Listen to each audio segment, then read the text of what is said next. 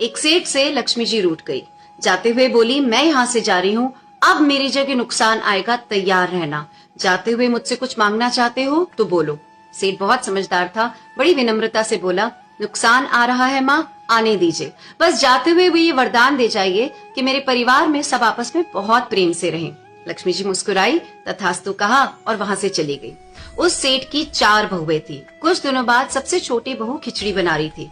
उसने खिचड़ी में नमक डाला और अपने काम में व्यस्त हो गई। तभी दूसरी बहू आई, उसने खिचड़ी को चखा नहीं, उसमें नमक डाला और वो भी अपने काम में व्यस्त हो गई। ऐसे एक एक करके तीसरी और चौथी बाकी की दोनों बहुएं आई, ना कुछ जाना देखा, खिचड़ी चखी नहीं और खिचड़ी में नमक डाला और डाल के चली गई। रात को सबसे पहले सेठ खाना खाने बैठा। जैसे ही उसने खिचड़ी का एक चम्मच लिया, उसे महसूस हो गया कि इसमें बहुत ज्यादा नमक है और तुरंत समझ में आ गया कि नुकसान आ चुका है। किसी से कुछ नहीं कहा, चुपचाप खिचड़ी खाई और चला गया। उसके बाद खाना खाने की बारी आई बड़े बेटे की। जैसे ही बेटे ने खिचड़ी का एक चम्मच लिया, परिवार वालों से पूछा, पिताजी ने खाना खा लिया? उन्होंने कुछ कहा?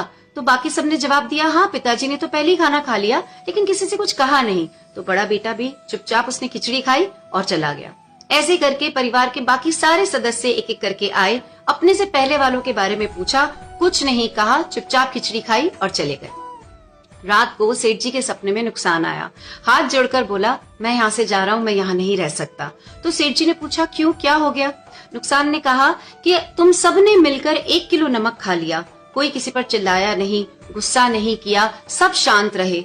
जिस परिवार में इतनी सुख शांति, आपस में इतना प्रेम हो, मैं वहां नहीं रह सकता।